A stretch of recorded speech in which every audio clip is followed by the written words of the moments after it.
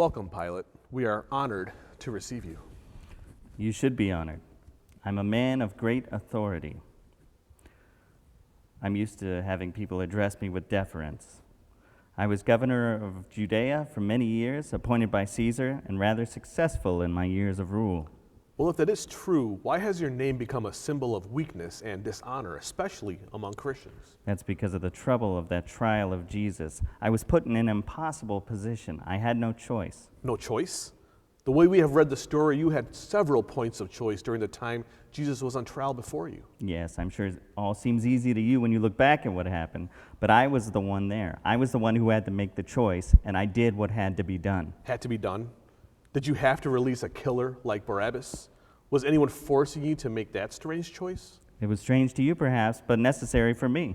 I was trying to find a way to release Jesus without causing trouble with those religious leaders, those devious and dangerous troublemakers who brought Jesus in the first place. I knew what they were doing.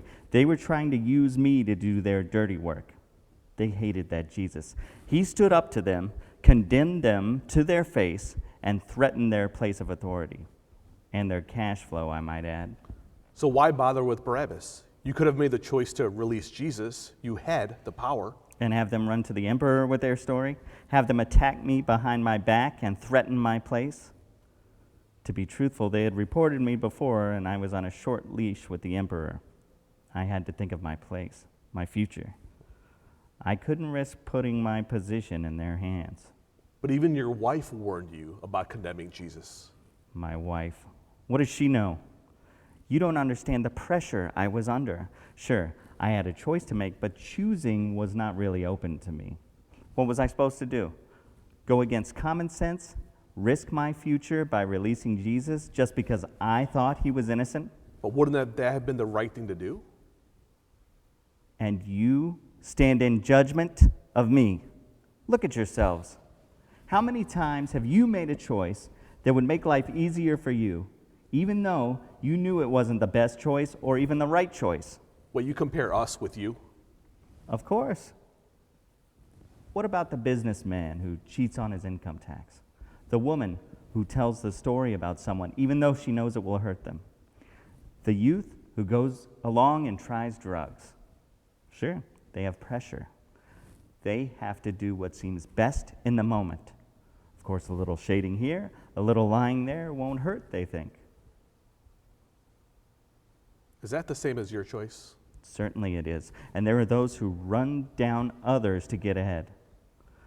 There are those who lie to improve their standing in the community. And, well, you know the sins as well as I do. What about them? Are they better than me? I guess if we are faithful to Jesus' call, we have to admit that we are with you in the bad choices we make. We stand convicted.